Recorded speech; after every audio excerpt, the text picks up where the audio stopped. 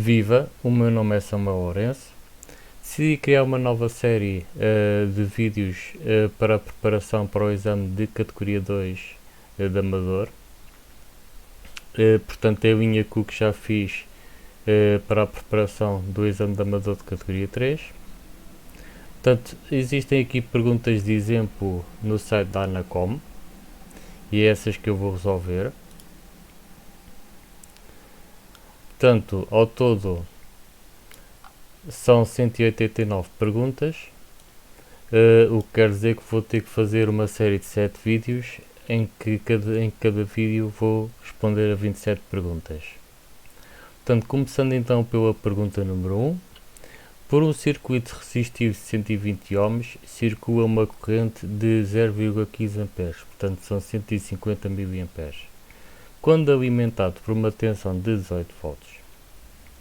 Se for alimentado por uma tensão de 36 volts, a corrente A diminui para 0,075 A, B aumenta para 0,300 A, C diminui para um quarto do valor, D aumenta para 4 vezes o valor. Portanto, aqui isto é possível fazer o raciocínio de duas maneiras. Uma delas é pela lei de Ohm, mas nós temos informação a mais, portanto não precisamos de recorrer à lei de Ohm. Portanto, aqui diz que por um circuito resistivo de 120 ohms circula uma corrente de 0,15 A quando alimentado por uma tensão de 18 volts. Portanto, se a tensão duplica para os 36 volts, portanto, pela lei de Ohm, portanto, sendo que a lei de Ohm, já agora vou aqui, portanto, vou aqui abrir um editor de texto. Portanto, a lei de Ohm é expressa desta maneira: R igual a V sobre I, ou seja, a resistência é igual à tensão sobre a intensidade de corrente, certo? E nós sabemos que uma resistência tem sempre um valor constante, em princípio, teoricamente terá sempre um valor constante. Portanto, esta relação de V sobre I mantém-se. Portanto, se a tensão duplica, isto quer dizer que a corrente vai duplicar. Portanto, se a corrente era de 0,15 A, então vai aumentar para 0,3 A. Portanto, a resposta correta é a B. Se nós quiséssemos utilizar aqui a lei de Ohm, neste caso só precisaríamos da resistência do circuito, do circuito resistivo, e só precisaríamos da tensão, portanto da tensão para a qual passou. Portanto, estes dados da tensão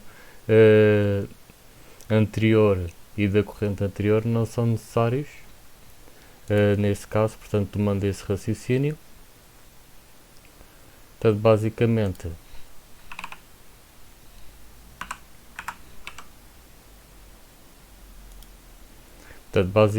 vou então seguir a lei de Ohm. O que é que a lei de Ohm nos diz? Portanto, se eu colocar o I em evidência, quer dizer que o I passa a ser igual a V sobre R.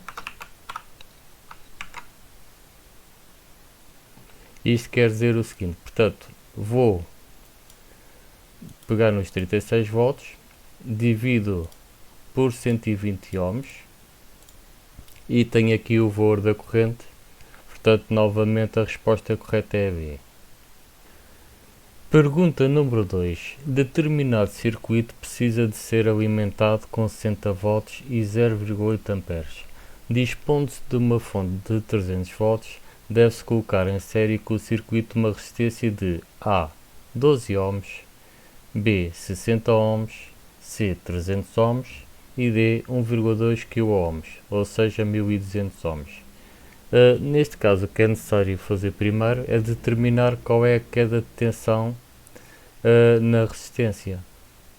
Portanto, nós sabemos que num circuito que tem duas resistências em série, a divisão vai se dividir pelas duas resistências, de modo a dar então os 300 volts. Portanto, nós podemos dizer que, neste caso, vamos assumir que temos que calcular o Vs. Portanto, o Vs será igual ao Vt menos o VC, que será a tensão que o circuito necessita. Portanto, o VS é a tensão nos terminais da nossa resistência em série. Portanto, VT sabemos que é igual a 300 volts. E sabemos que o circuito precisa de ser alimentado com 60 volts, portanto será 300 volts menos 60 volts. Portanto, isto vai dar 240 volts. Portanto, a corrente numa associação de resistências em série é sempre igual para todas as resistências, é sempre igual em qualquer ponto do circuito. Portanto, já sabemos também qual é a corrente. Então, neste caso, podemos calcular a resistência em série diretamente pela lei de Ohm, portanto, igual a Vs sobre IS. Portanto, 240 a dividir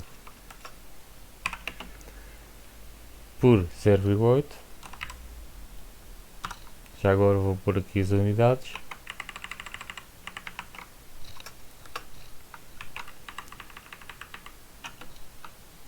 Portanto, eu vou calcular aqui 240 a dividir por 0,8, portanto dá aqui 300. Portanto, a resistência que nós precisamos de colocar é C, portanto 300 ohms. A resposta correta então é 300 ohms. Pergunta número 3. 4 resistências estão ligadas em série. A tensão aplicada ao conjunto é de 50 volts.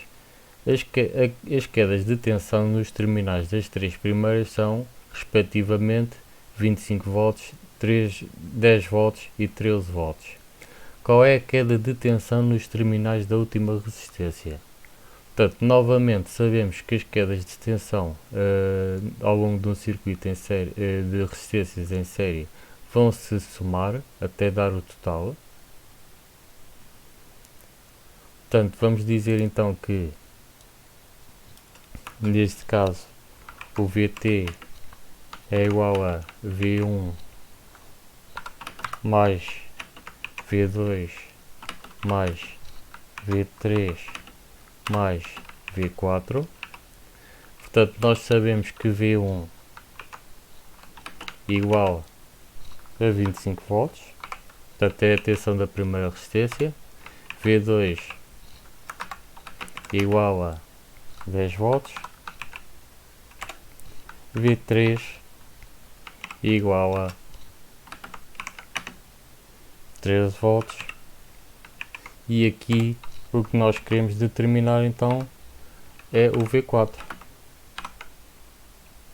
Portanto, se eu olhar para esta equação, vou pôr aqui o V4 em evidência,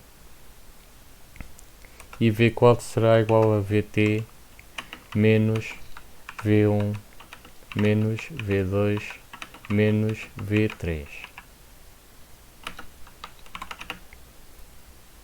Portanto, tensão total é de 50 volts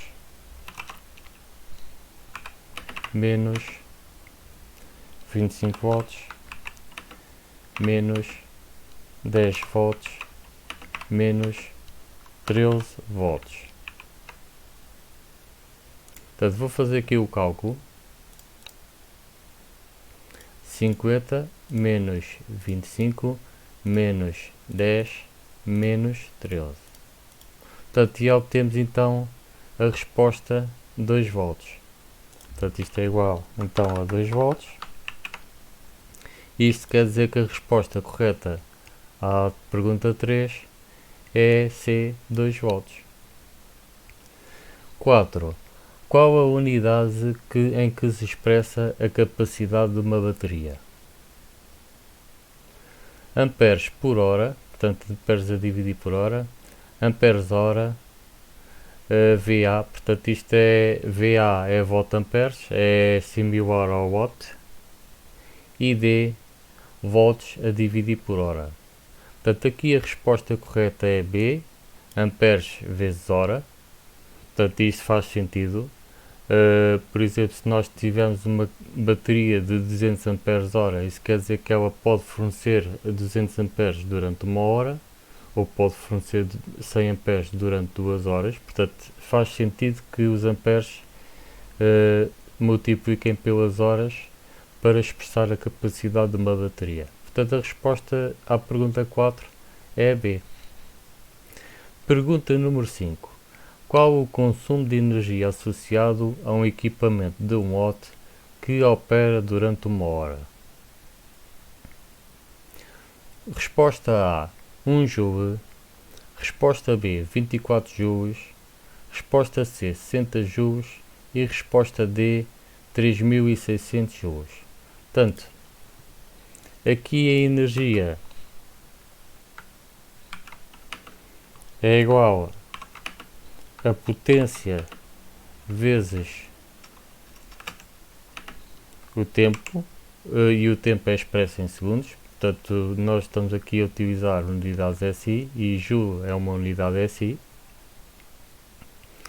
Portanto, isto quer dizer que nós temos que converter 1 hora em segundos. Portanto, sabemos que 1 hora é igual a 3600 segundos. Portanto, e a potência é de 1 watt. Portanto, 1 watt vezes 3600 segundos vai dar então 3600 joules. Portanto, aqui a resposta correta a 5 então é a D. Pergunta número 6. A capacidade de uma bateria é de 20 Ah. Esta bateria é aplicada a um circuito ao qual fornece uma corrente constante de 2 A. Qual a previsão teórica do tempo de funcionamento do referido circuito? A. 1 hora, B. 2 horas, C. 5 horas e D. 10 horas. Portanto, novamente, nós para determinarmos então qual é a duração, nós sabemos que a capacidade de uma bateria em amperes-hora é igual, portanto, à corrente que ela fornece ao circuito vezes o tempo. Portanto, aqui precisamos de calcular o tempo, portanto, temos que pôr o tempo em evidência.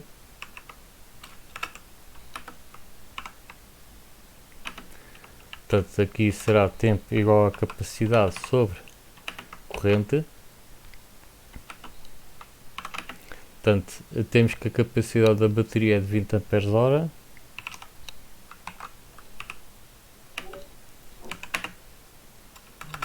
A dividir pelo tempo, portanto, pela corrente, aliás, que é de 2 amperes. Portanto, 20 a dividir por 2 dá aqui 10 horas. Portanto, aqui o tempo está em horas porque a capacidade está em amperes-hora. Portanto, não é preciso fazer aqui nenhuma conversão. Temos aqui a resposta que é 10 horas. Portanto, a resposta à pergunta 6 então é a D. Pergunta número 7. Um gerador com a força eletromotriz, portanto FEM quer dizer força eletromotriz, de 100 volts e com 0,5 ohms de resistência interna, debita sobre um circuito exterior uma corrente de 10 amperes. Qual é a tensão aos terminais do gerador? Resposta A, 80 volts, B, 90 volts, C, 95 volts e D, 100 volts. Portanto, nós sabemos que nesta circunstância, quando está a ser debitada uma corrente, apesar da tensão de Thevenin ser de 100 volts, a tensão que vai ser medida aos terminais do gerador por ter uma resistência interna irá ser menor. Portanto, aqui é-nos dado a tensão de Thevenin, que é igual a 100 volts, e é-nos dado uma resistência série que está interna ao gerador. Portanto, VRG será igual a 0,5 ohms. Para fazer então a resolução deste exercício, o que é necessário primeiro é calcular a queda de tensão em torno desta resistência, Rg, portanto é preciso calcular o Vg, e depois é necessário, aliás, vou mudar aqui um bocado a terminologia, vou dizer RS, temos RS, é necessário calcular o VS, e depois é que é necessário calcular o Vg, que é a tensão que é medida aos terminais do gerador. Portanto, eu fiz aqui uma troca, RS é a resistência interna do gerador, temos que calcular então o VS e depois o Vg. Portanto, o VS sabemos que é igual ao RS vezes o IS. O IS também nos é dado, portanto é dito que o gerador está a debitar uma corrente de 10 amperes, portanto 0,5 ohms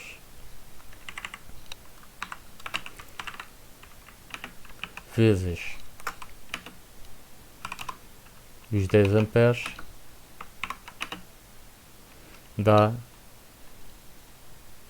portanto aqui vou fazer um cálculo, isto posso fazer aliás de cabeça, dá 5 volts. Portanto o VG é o VTH, portanto que é a tensão de término do gerador, menos o VS, que é a queda de tensão aos terminais da resistência interna. Portanto, temos então 100 volts menos 5 volts vai dar 95 volts. Portanto, aqui a resposta correta A7 é então a C, 95 volts. Pergunta número 8. Qual a força eletromotriz de duas baterias de 12 volts ligadas em série? Portanto, nós sabemos que as baterias ligadas em série, o conjunto então vai apresentar uma tensão maior, vão somar então as tensões de todas as baterias. Então neste caso a resposta é óbvia, portanto como temos duas baterias de 12 volts cada, temos que multiplicar apenas o valor por 2 para dar então 24 volts. Portanto a resposta correta a 8 é a C. Pergunta número 9. Teoricamente, num circuito de corrente contínua, podemos afirmar que a corrente de curto-circuito é A. Infinita, B. Nula, C. Sempre igual a 1 A, D. Igual à corrente de circuito aberto. Portanto, nós temos aqui um gerador teórico. No gerador teórico, estamos a assumir que não tem aqui nenhuma resistência interna, nem nada que possa limitar a corrente e que também não se vai queimar. E podemos assumir que a corrente vai ser então infinita, visto que não há nada que a limita. Portanto, a resposta correta a 9 é a A, infinita. Pergunta número 10. Qual das situações devemos evitar ou ter cuidados especiais? Resposta A. Ligação de fontes de tensão em série. Resposta B. Ligação de fontes de tensão em paralelo. Resposta C. Manutenção de fontes de tensão em vazio. E resposta D. Nenhuma das respostas está correta. Portanto, aqui a situação que requer cuidados especiais, ou devemos até evitar, é a da resposta B, ligação de fontes de tensão em paralelo. Portanto, se nós formos ver a A, ligando aqui duas baterias em série, nós podemos fazê-lo e o fator limitante seria então a capacidade da bateria mais fraca, portanto em termos de fornecimento de corrente. Desde que não se exceda essa capacidade, está tudo bem. A resposta C não requer qualquer cuidado especial, portanto ter uma fonte de tensão em vazio é perfeitamente corriqueiro.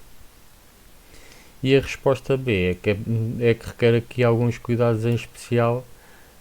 Por exemplo, quando nós vamos ligar duas baterias em paralelo, a carga tem que estar equalizada. Elas devem estar carregadas a uma tensão muito próxima uma da outra. Portanto, uma tensão ideal seria uma tensão igual. E devem se equalizar antes de ligar definitivamente em paralelo. Portanto, essa equalização já agora pode ser feita por intermédio de uma resistência, portanto ligam-se os terminais negativos das baterias diretamente e os terminais positivos são ligados através de uma resistência que vai servir para equalizar a carga, e só depois de estar a carga equalizada é que se vai ligar então os terminais positivos também através de fio, e ficam assim as duas baterias ligadas em paralelo. Pergunta número 11. A intensidade de campo elétrico é expressa em A. Metro, B. Volt por metro, C. Watt e D. Volt.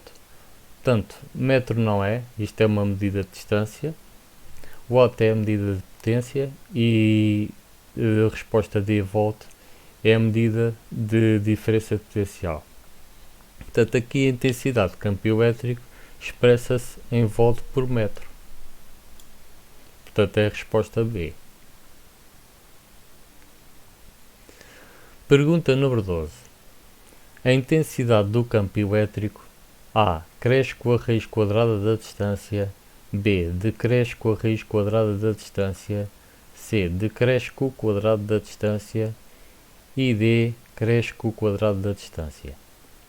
Portanto, aqui a resposta correta é C. Decresce com o quadrado da distância. Portanto, isto é o que acontece com qualquer força que exista na natureza, portanto, força gravítica, força eletromagnética, são forças que decrescem com o quadrado da distância. Pergunta número 13. Uma corrente a passar num condutor cria na sua proximidade A. Um campo elétrico, B. Um campo magnético, C. Uma corrente elétrica e D. Uma região luminosa. Portanto, se nós estivéssemos a falar aqui, não num condutor, mas por exemplo em dois terminais que apresentam uma diferença potencial entre eles, estaríamos a falar num campo elétrico. Portanto, isso seria semelhante ao que acontece num condensador. Um condensador são duas placas que estão separadas por um dielétrico, que é uma substância isolante, e dentro desse condensador cria-se então um campo elétrico. Neste caso estamos a falar então de uma corrente, estamos a falar de cargas em movimento, não estamos a falar de cargas em repouso, e essas cargas em movimento vão criar um campo magnético. Portanto, a resposta à pergunta número 13 é a resposta B, um campo magnético. Pergunta número 14. O que é o campo magnético?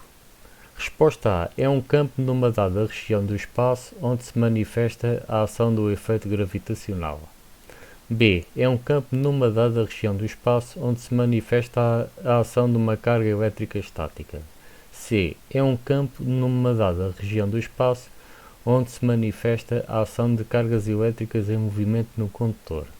E D. É um campo numa dada região do espaço, tendo necessariamente ar, onde se manifesta a ação de fontes de luz coerente. Portanto, aqui a D não é, isto é um laser, a resposta D é um laser, não é considerado um campo sequer. Aqui a resposta A é um campo gravitacional. A resposta B, portanto, temos cargas elétricas estáticas, é um campo elétrico. E a resposta correta então é a C, é um campo numa dada região do espaço onde se manifesta a ação de cargas elétricas em movimento num condutor. Pergunta número 15. Qual das afirmações está correta? Resposta A.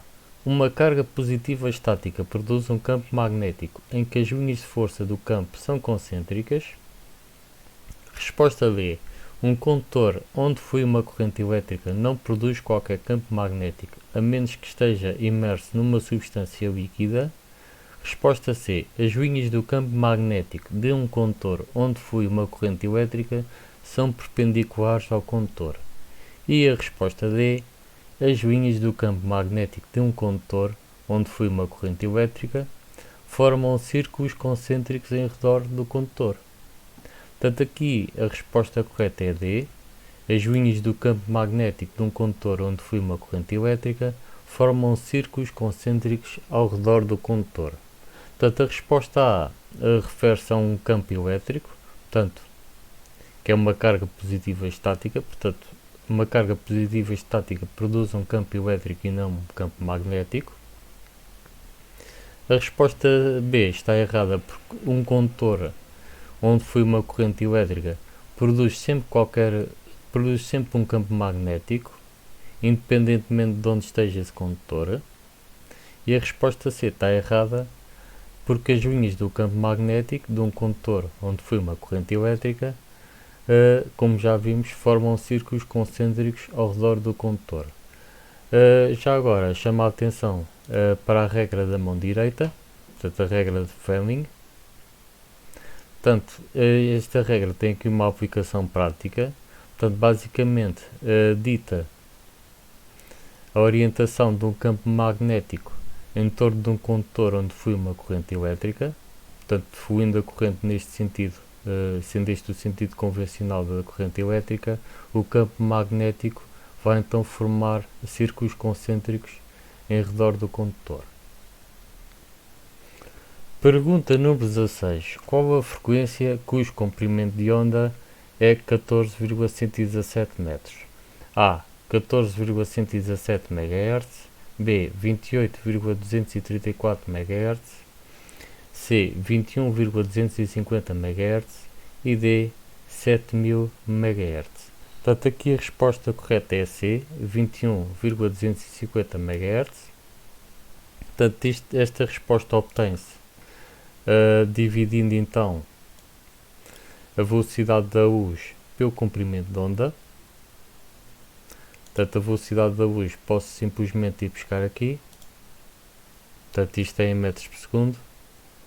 A dividir então pelo comprimento de onda, portanto que está em metros, dividido por 14,117 e tenho então 21,236 MHz. Portanto, eu penso que aqui a constante que foi usada é um bocado diferente, mas é uma resposta aproximada. Portanto, aqui a resposta correta é a C. Acerca disso, existe aqui um artigo no Wikipedia que explica o que é então comprimento de onda. E diz então a forma do comprimento de onda, que é igual à velocidade da luz sobre a frequência. Portanto, se colocarmos a frequência em evidência, temos então que a frequência será igual à velocidade da luz sobre o comprimento de onda, e foi essa forma então que eu utilizei há pouco. Pergunta número 17. O comprimento de onda da frequência de 25 MHz é A. 10 metros, B. 12 metros, C. 15 metros e D. 18 metros. Portanto, a resposta correta aqui é B. 12 metros.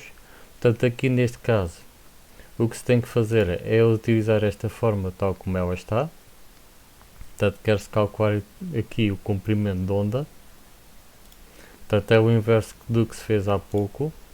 Então, neste caso, vou dividir portanto, a velocidade da luz pela frequência expressa em Hz. Portanto, expressa em Hz porque está em ciclos por segundo. Portanto, neste caso, a resposta que eu tenho mais próxima é 12 metros. Portanto, a resposta correta então é a B, 12 metros.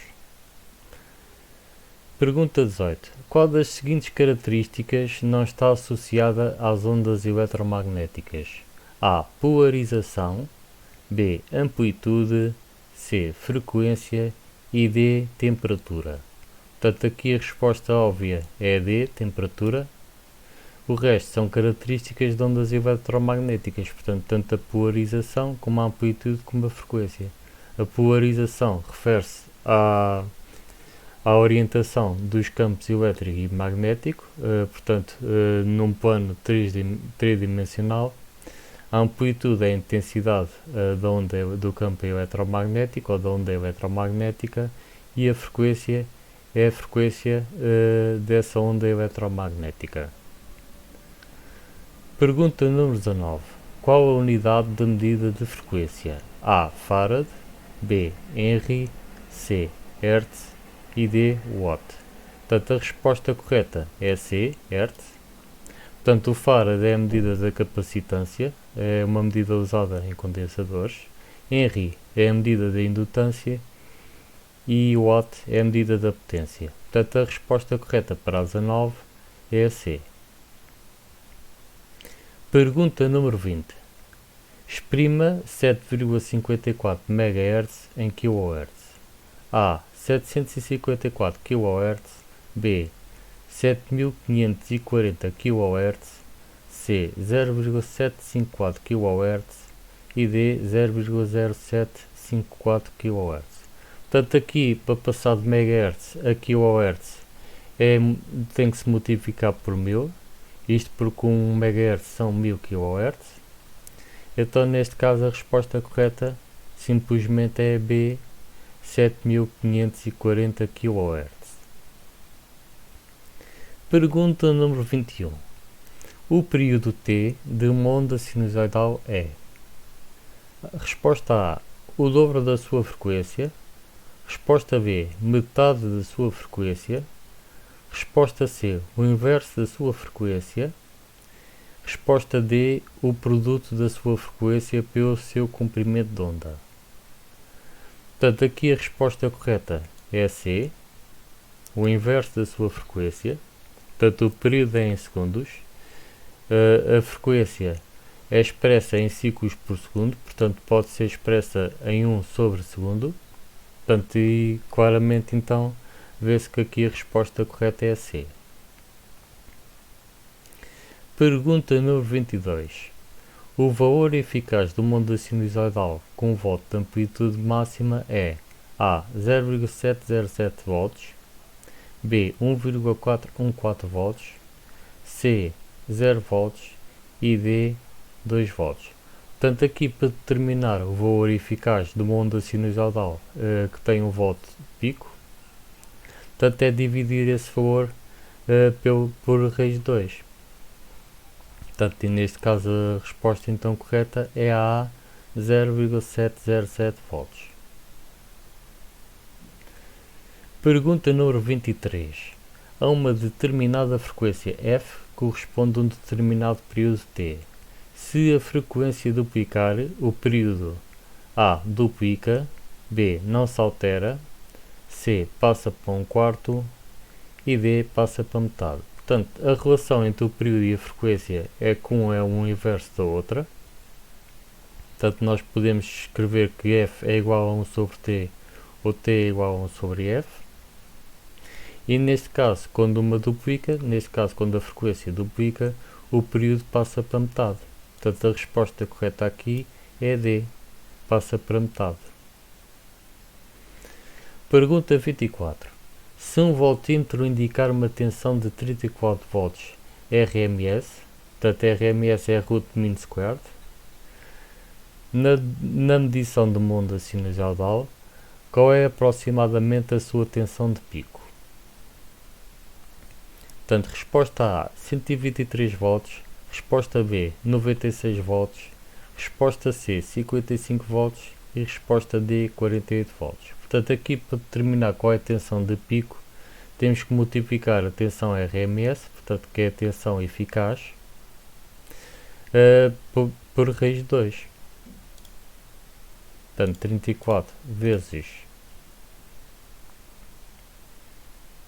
Onde é que está aqui a raiz de 2? Portanto, 34 vezes 1,414.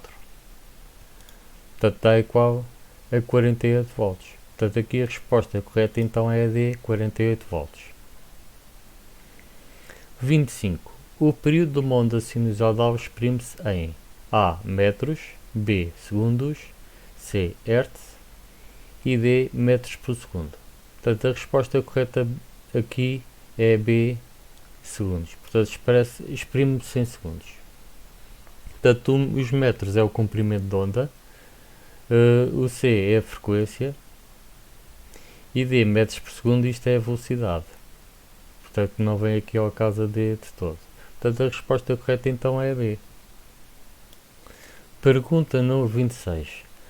Qual das afirmações está correta? Resposta A. Uma onda quadrada pode ser representada por um conjunto de ondas sinusoidais. B. Obtém-se a onda sinusoidal fundamental de uma onda quadrada aplicando um filtro passo abaixo. C. As ondas quadradas são fundamentais na representação e processamento dos sinais digitais. E D. Todas as respostas anteriores estão corretas. Portanto, aqui a resposta correta é a D. Portanto, a A está correta. Portanto, isto basicamente é uma tradução do teorema de Fourier. Portanto, isto está aqui expresso o teorema de Fourier, que diz o seguinte. Portanto, uma função periódica razoavelmente contínua pode ser expressa como a soma da série de funções trigonométricas de seno ao cosseno, portanto a chamada série de Fourier.